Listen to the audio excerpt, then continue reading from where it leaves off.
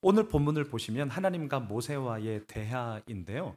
저는 성경을 읽을 때 분량이 어떻게 되느냐, 처음과 마지막은 어떻게 되느냐, 반복되는 단어는 뭐냐, 주어와 동사는 뭐냐, 아마 이제 귀가 따갑게 들으셔서 다 아실 거예요. 오늘 본문도 마찬가지였거든요. 분량이 1절부터 17절 총 17구절인데 보니까 모세가 말하는 것은 세 구절밖에 안 나와요. 지금 하나님과 모세와의 대화이거든요. 근데 모세가 말하는 것은 딱 세 구절 나오고요. 나머지 14구절이 하나님이 막 말씀하시는 거예요. 이걸 이렇게 한번 비유해 볼게요.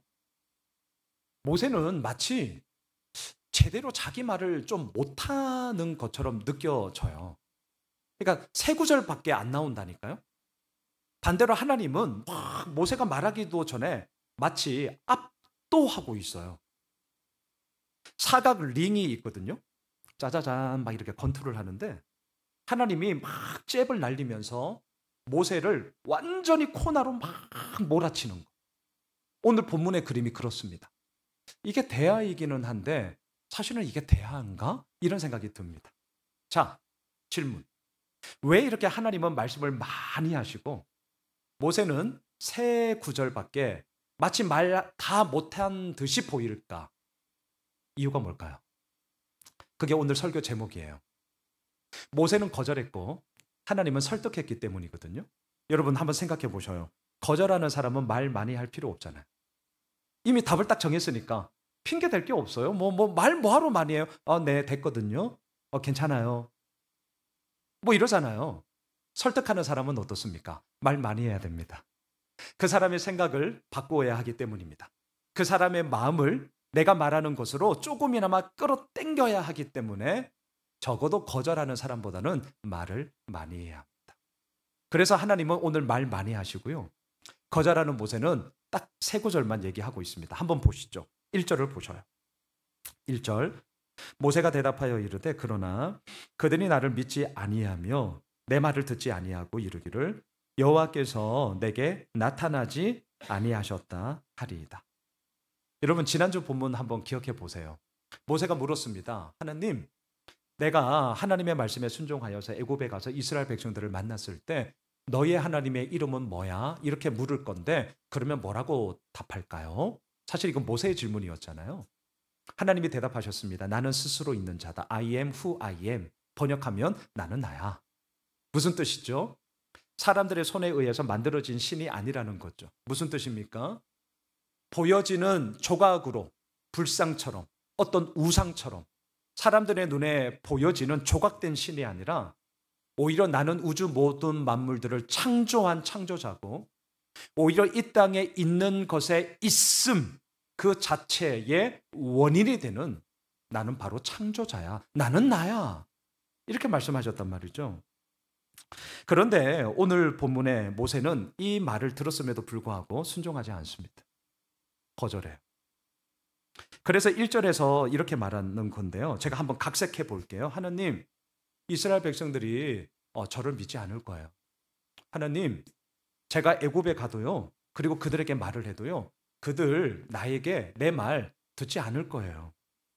도리어 이렇게 반문할 겁니다.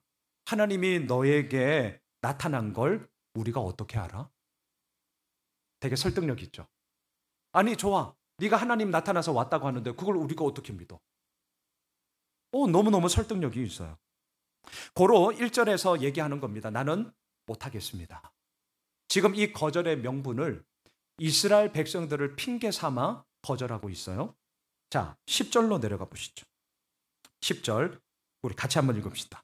모세가 여호와께 아뢰되 오 주여 나는 본래 말을 잘하지 못하는 자니이다. 주께서 주의 종에게 명령하신 후에도 역시 그러하니 나는 입이 뻣뻣하고 혀가 둔한 자니이다. 자, 두 번째 또 거절해요.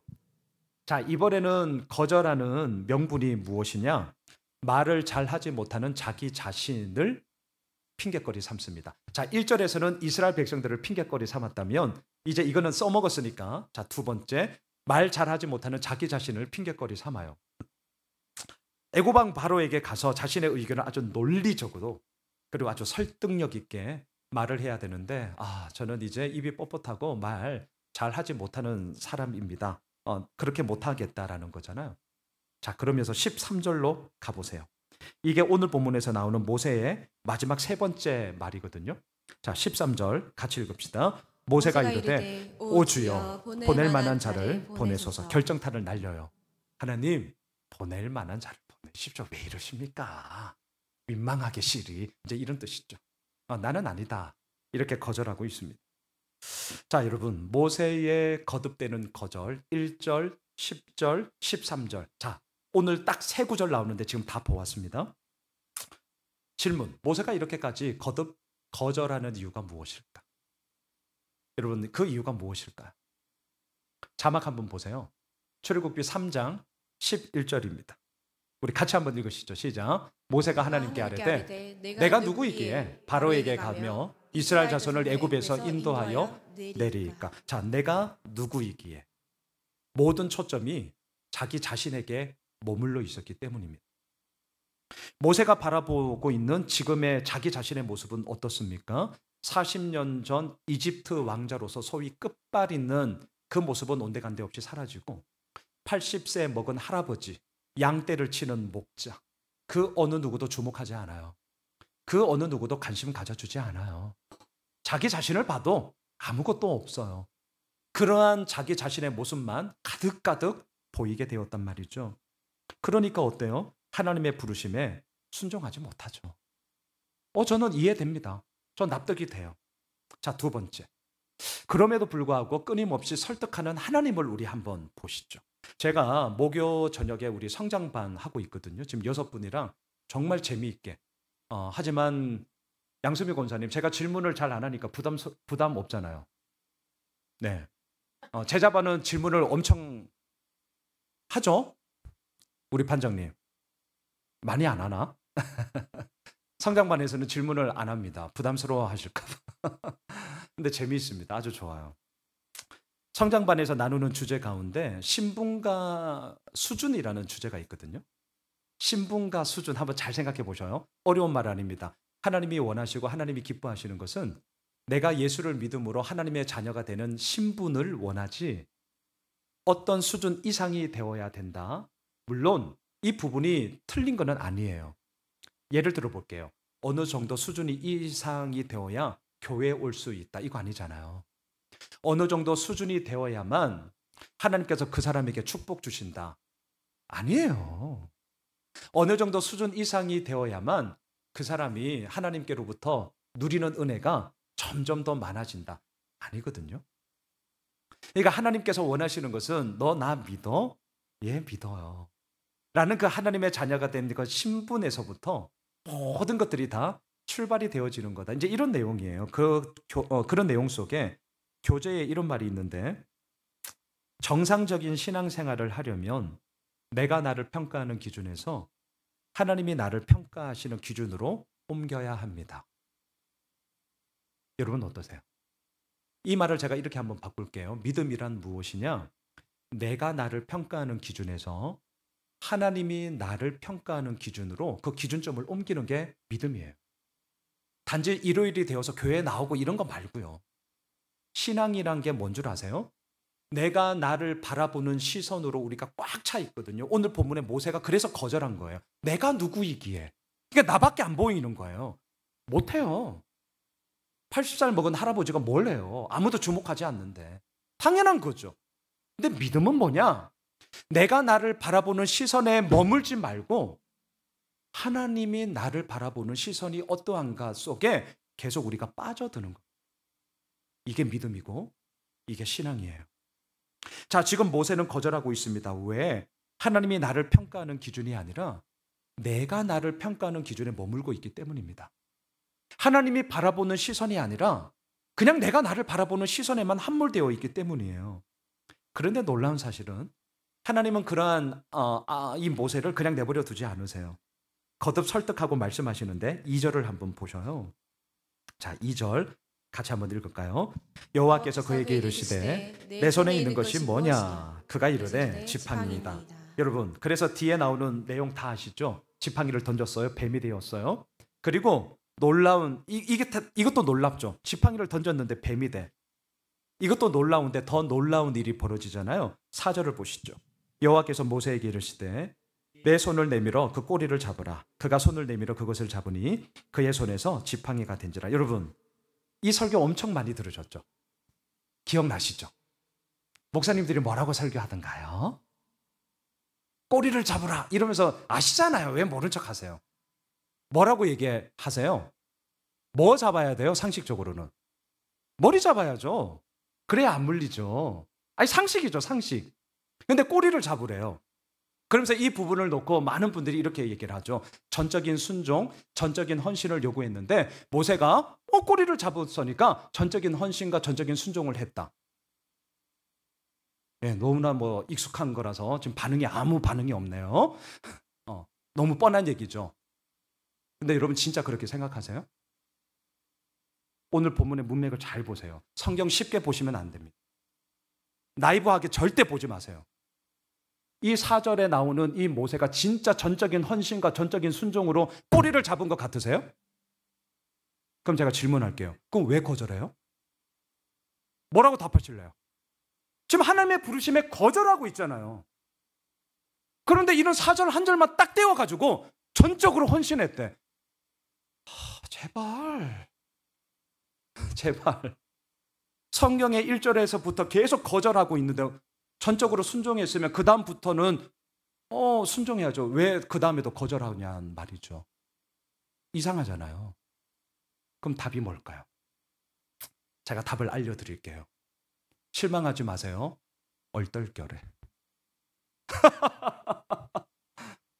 진짜예요. 왜냐하면 근거가 있습니다. 지난주 본문에서부터 연결하셔야 됩니다.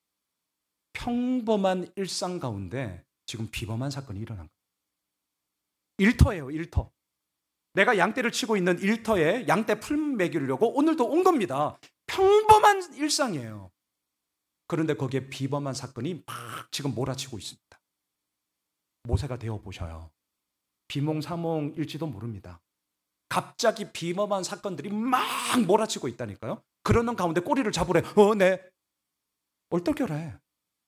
자, 더 한번 보세요. 6절로 가보세요. 여기서 끝나지 않아요. 자, 6절을 보세요. 같이 읽겠습니다.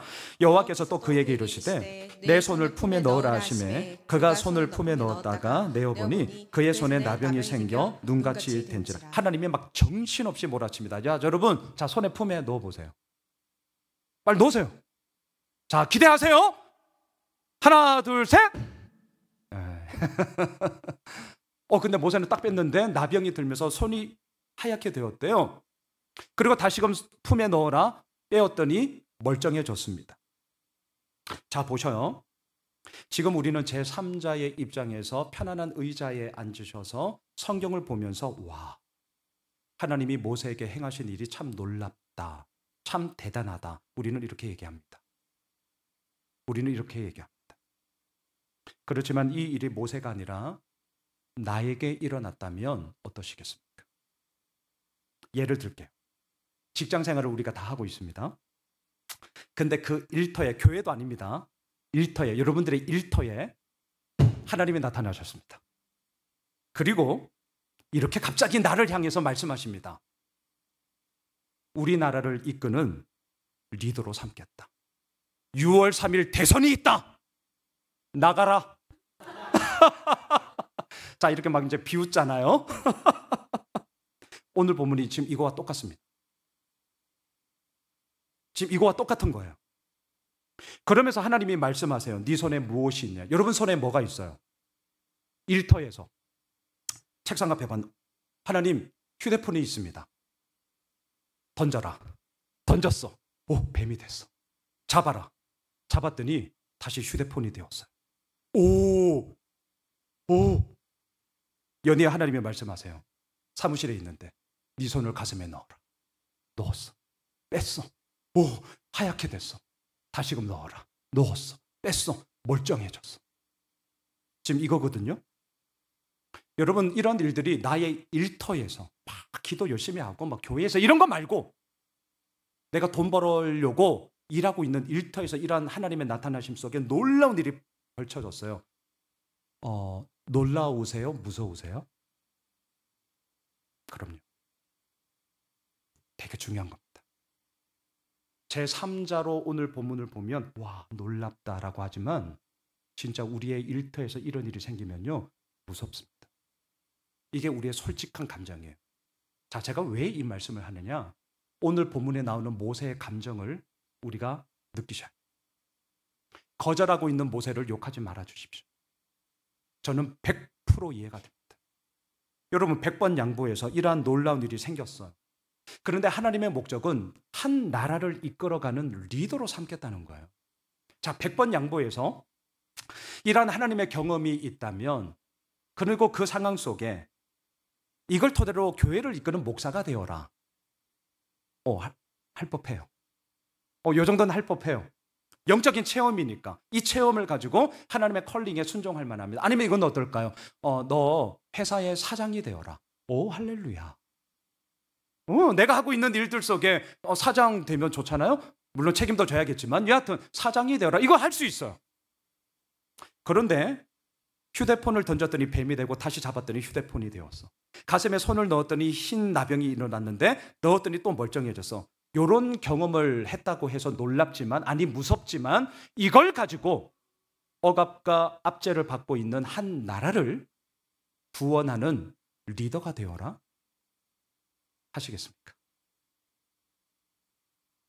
목사가 되어라 그러면 아마 하실 수 있을 거예요.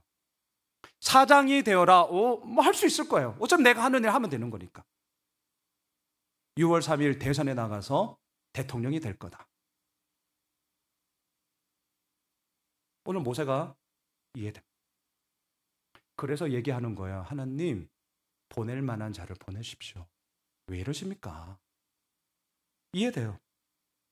자, 그런데 오늘 보면은 여기서 끝나지 않습니다. 하나님이 화를 내세요. 이거 어쩌자고 이러는 거죠? 하나님이 화를 내세요. 14절을 보십시오. 같이 읽겠습니다. 여호와께서 모세를 향하여 노하여 이르시되 레위 사람 내 형 아론이 있지 아니하냐? 그가 말 잘하는 것을 내가 아노라. 그가 너를 만나러 나오느니 그가 너를 볼 때에 그의 마음에 기쁨이 있을 것이다. 여러분 화를 내시는 하나님이 이해되세요? 아니 왜 화나세요? 아니 모세가 거절하면 사람이 없습니까? 하나님은 모든 것을 다 하실 수 있는 분인데 딴 사람 하면 되죠. 아니 하나님이 왜 이렇게 뭐가 아쉽나? 아니면 책 잡혔나? 아니 왜 굳이 모세를 저렇게까지 해? 아니 화낼 이유가 뭐가 있냐고요. 하지 마라. 너 말고 뭐 나 딴 사람 많다. 아니 그러면 되잖아요. 굳이 안 하겠다는 저 인간을 굳이 화까지 내면서 하라고 할 이유가 뭐가 있냐고요. 저는 잘 이해가 안 되었습니다. 그래서 고민 많이 했어요. 아니 하나님이 왜 이렇게까지 하시지? 굳이 안 하겠다고 하는 이 사람을 하나님은 얼마든지 다른 사람들을 다 할 수 있는데 그 이유를 계속 생각 많이 했어요 진짜. 그러다가 오늘 본문에서 되게 역설적인데 모세가 했던 말을 인용하면 저는 답을 이렇게 내렸습니다. 보낼 만한 자가 모세였기 때문이에요. 자, 지금 제가 역설적으로 지금 뒤집는 거예요. 보낼 만한 자가 모세였기 때문입니다. 더 말씀드릴게요. 왜 모세가 보낼 만한 자인가? 자기의 힘으로는 아무것도 할 수 없다는 참된 진실의 능력에 드디어 사로잡혔기 때문입니다. 다시요. 나의 힘으로는 아무것도 할 수 없다는 이게 진짜 찐이에요. 찐. 겸손 떨려고 하는 얘기 말고요. 교회에서 그냥 예의상 하는 얘기 말고요. 진짜 내 힘으로는 더 이상 아무것도 할 수 없다. 이것에 대한 참된 진실의 능력에 모세가 사로잡혔다. 그래서 하나님이 보시기에는 보낼 만한 자가 모세였기 때문입니다. 여러분 오늘 본문의 구도는 너무나 분명합니다. 모세는 거절하고 있고 하나님은 설득하고 있습니다. 모세는 끝내 하나님의 설득에 순종을 하죠. 그리고 다음 주부터 계속 제가 볼 겁니다. 왜 순종했느냐? 내가 나를 평가하는 기준에서 드디어 하나님이 나를 평가하는 기준점으로 옮겼기 때문입니다. 어떻게 그 설득에 끝내 순종할 수 있었느냐? 내가 나를 바라보는 시선, 내가 누구이기에 라는 이 함정에서 벗어나 하나님이 나를 바라보는 시선이 어떠한지를 이제 조금씩 더 알아갔기 때문입니다. 저는 이 말을 이렇게 표현하고 싶습니다. 51대 49의 싸움입니다. 51대 49. 우리는 학교에서 100점 만점에 100점을 받아야 1등급을 받기 때문에 하나 틀려도 2등급 막 날아가고 이러거든요. 우리 아들이 이번에 중간고사, 와, 우리 애들 쥐어잡아요. 어떡할래, 성서 고등학교 가면?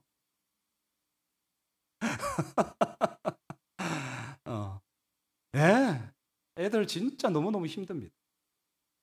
여러분, 하나 틀리면 잘한 거 아니에요? 우리 유진자매는 뭐 더 잘 알지 뭐. 하나 틀리면 그냥 2, 3이야 그냥. 뭐 어쩌려고. 정말. 여하튼 자, 제가 지금 이 얘기를 하는 이유는 51대 49예요. 51대 49. 우리는 순종하면 완전한 순종, 온전한 순종 맞습니다. 정답입니다. 그러면서 뭘 생각하냐면 100대 빵. 100대 빵을 생각해요. 완전한 모습을 생각해요. 그러다 보니까 사람들은 순종 자체를 못해요. 부담스러워서. 엄두가 안 나서. 근데 제가 말씀드릴게요. 우리들의 순종의 모습은, 진짜 찐 순종의 모습은 뭔 줄 아세요? 51대 49입니다. 돌 하나를 어디에 두느냐에 따라 순종과 불순종이 나뉘어집니다. 지금 모세는 하나님의 설득에 이제 다음 주부터 순종해서 떠나요. 100대 빵! 모든 것들을 다 제외하고 이제 전적인 신뢰함으로 나아가느냐? 아닙니다. 다음 주 제가 말씀드릴게요. 아니에요. 51대 49예요. 그냥 돌 하나, 하나님 앞으로 하나 더 옮긴 거예요. 그리고 그 가운데 지금 순종하며 가는 것이죠. 우리가 이렇습니다. 우리가 이렇습니다. 그런데 더 놀라운 사실이 뭔 줄 아세요? 하나님은 그러한 우리들을 당신의 도구로 사용하신다는 거죠. 저는 오늘 본문을 묵상하면서 한 사람이 오버랩이 되었습니다. 바울이에요. 제가 작년에 사도행전 강의를 하면서 이미 다 말씀을 드렸는데, 왜 바울이 생각났냐면 오늘 본문에 나오는 모세는 못하기 때문에 거절하고 있습니다. 바울은 잘하고 있었기 때문에 거절했습니다. 여러분 오해하지 마십시오. 내가 못하기 때문에 이렇게 거절하는 것만 있냐? 아닙니다. 내가 이미 잘하고 있기 때문에 거절하는 것도 많습니다. 둘 다 있어요. 자, 바울을 한번 보실까요? 자막 한번 띄워주시죠. 사도행전 16장 4절 5절. 여러 성으로 다녀갈 때에 예루살렘에 있는 사도와 장로들이 작정한 규례를 그들에게 주어 지키게 하니 이에 여러 교회가 믿음이 더 굳건해지고 수가 날마다 늘어가니라. 얼마나 감사해요. 교회가 믿음이 더 굳건해지고 성도들의 수가 날마다 늘어나고 있습니다. 바울에게 너무나 큰 힘이 되었어요. 그래서 6절을 띄워주시죠. 성령이 아시아에서 말씀을 전하지 못하게 하시거늘 그들이 부르기아와 갈라디아 땅으로 다녀가. 이상합니다. 지금 바울은 복음을 전하고 있습니다. 영리 사업을 하는 게 아닙니다. 믿지 아니하는 자들에게 예수 그리스도를 전함으로 믿는 자로 만들고 있습니다. 그런데 성령님이 그러한 바울에게 아시아에서 말씀 전하지 마라고 스탑을 시켜요. 여기에 대해서 바울이 어떻게 하느냐? 거절합니다. 오늘 모세처럼 거절해요. 그리고 부르기아와 갈라디아, 이곳 역시 아시아, 정확하게 말하면 터키입니다. 튀르키예 땅에서 계속 말씀을 전하는 거예요. 여러분, 그러자 16장 7절 띄워주시죠. 무시아 앞에 이르러 비두니아로 가고자 했으되 예수의 영이 허락하지 아니하시는지라. 또 막았습니다. 하나님이 또 막아요. 그런데도 바울의 고집도 대단합니다. 비두니아로 가고자 애를 쓰는데 비두니아 역시 튀르키예요. 아시아예요. 그러니까 하나님의 설득과 지금 이 바울의 고집이 계속 충돌하고 있습니다. 하나님은 안 돼. 2번이나 말씀하셨거든요. 그럼에도 불구하고 바울 2번이나 거절하고 있습니다. 불순종하고 있는 것이죠. 여러분, 왜 이렇게 하고 있을까? 다시 한번 자막을 한번 보십시오. 16장 5절 우리 같이 한번 읽으시죠. 시작. 이에 여러 교회가 믿음이 더 굳건해지고 수가 날마다 늘어가니라. 잘 되어서 그렇습니다. 망해서가 아닙니다. 안 되어서가 아니에요. 하나님의 요청에 거절했거든요. 왜? 잘 되어서. 생각해 보세요. 복음을 전하니까 믿지 않는 자들이 회개하면서 예수를 믿습니다. 떠나시겠습니까? 교회를 개척했는데 오늘 이 구절처럼 교회가 믿음 안에서 굳건해지고 있습니다. 와, 막 새 가족들이 막 몰려옵니다. 급성장을 합니다. 교회를 개척했는데 그런 교회를 떠나시겠습니까? 저는 바울 이해합니다. 자신의 영리를 추구한 게 아닙니다. 믿지 않는 자들을 전도한 것입니다. 그렇게 길이 열려서 간 것뿐입니다. 그런데 이제 와서 하지 말라고 하십니다. 그동안 해왔던 그게 아깝지 않겠습니까? 내가 실패한 것도 아니고 잘 되고 있는데. 바울이 2번이나 거절했어요. 그런데 오늘 본문은 이렇게 얘기합니다. 모세처럼 못하기 때문에 거절할 수도 있고 바울처럼 잘 되기 때문에 거절할 수도 있다. 좋다. 하지만 오늘 본문을 통해 하나님이 뭐라고 말씀하시느냐? 이거예요. 너희들이 잘하던 못하던 하나님은 당신의 일을 행하시기 전에 우리를 설득하시고 끝내 그 하나님의 설득을 통하여서 우리를 하나님의 일을 하게 하는 도구로 삼으시더라. 이게 오늘 저의 설교의 결론입니다. 하나님이 거절한 바울에게 어떻게 하느냐? 설득하시거든요. 여러분 16장 10절 한번 보세요. 바울이 그 환상을 보았을 때 우리가 곧 마게도냐로 떠나기를 힘쓰니 이는 하나님이 저 사람들에게 복음을 전하라고 우리를 부르신 줄로 인정함이로라. 여기서 인정함이라는 단어가 헬라어로 신비바조라는 단어입니다. 무슨 뜻이냐? 격렬한 논쟁을 통하여 설득을 당하다, 이런 뜻입니다. 바울이 2번이나 거절했습니다. 하지만 그 거절하고 있는 바울에게 하나님은 끊임없이 설득하셨습니다. 격렬한 논쟁이 이루어졌습니다.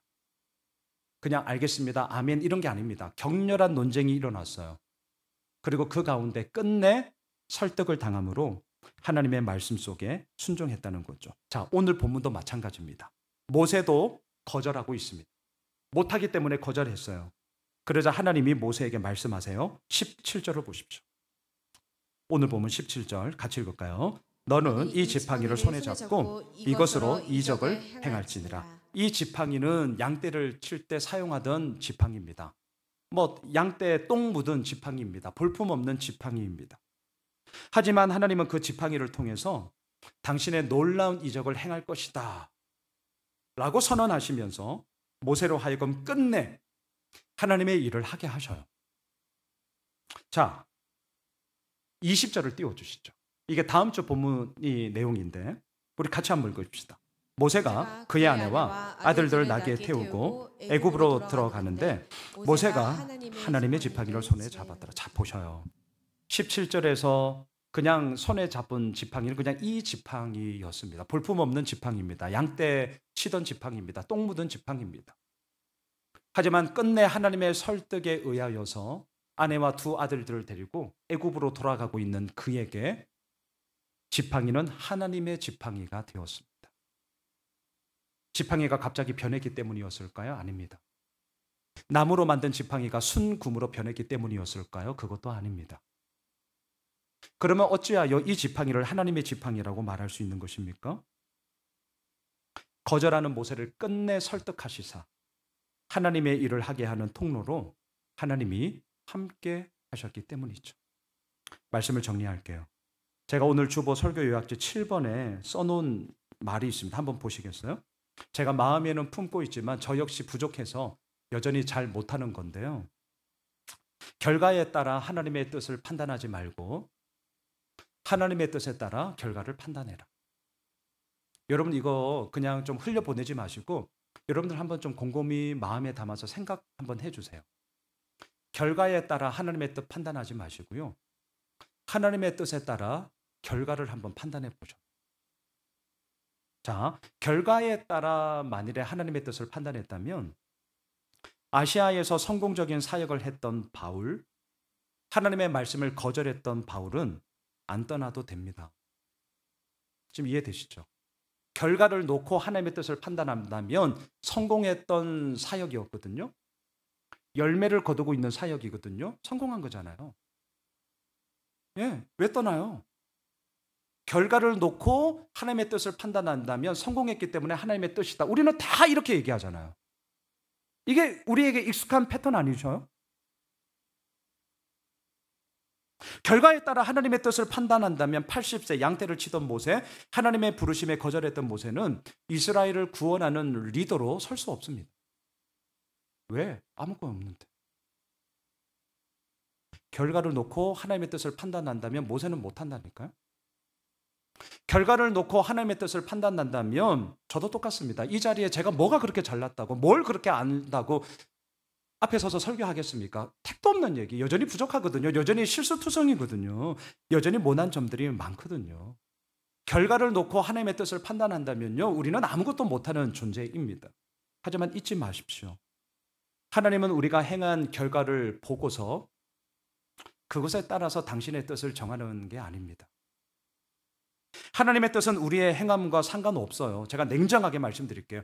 하나님의 뜻은 우리의 결과와 상관없어요. 그냥 하나님은 하나님 일을 하시는 겁니다. 하나님의 뜻은 우리의 그 어떠함과도 상관없이 하나님이 정하시고요. 바울에게 했던 것처럼, 모세에게 했던 것처럼, 그리고 우리들에게도 끊임없이 당신의 뜻을 행하게 하시려고 설득하시고 또 설득하십니다. 이게 우리에게 은혜인 거죠. 여러분, 하나님의 설득이 무엇이냐? 저는 이렇게 말씀드릴게요. 여러분들 혹시나 지금 마음과 생각에 격렬한 논쟁이 있으셔요? 여러분들의 삶 속에 좀 분투나는 싸움이 있으십니까? 아니면 이런 거 있죠. 내가 꼭 이렇게까지 해야 되나? 이런 생각 들 때가 있죠. 제가 과감하게 말씀드릴게요. 그게 바로 하나님이 지금 나를 설득하시는 과정이에요. 너무 신비하게, 너무 크게 생각하지 마십시오. 지금 나에게 하나님이 설득하시는 겁니다. 내가 꼭 이렇게까지 해야 돼? 막 화를 낼 때도 있잖아요. 정상적인 겁니다. 내가 믿음이 없어서 제발 그러지 마세요. 우리가 믿음이 있기 때문에 이 고민을 하는 것이고, 우리가 이미 예수를 믿기 때문에 내 마음 가운데 끊임없는 갈등과 분쟁이 생기는 겁니다. 예수 안 믿는 사람은 아예 없어요.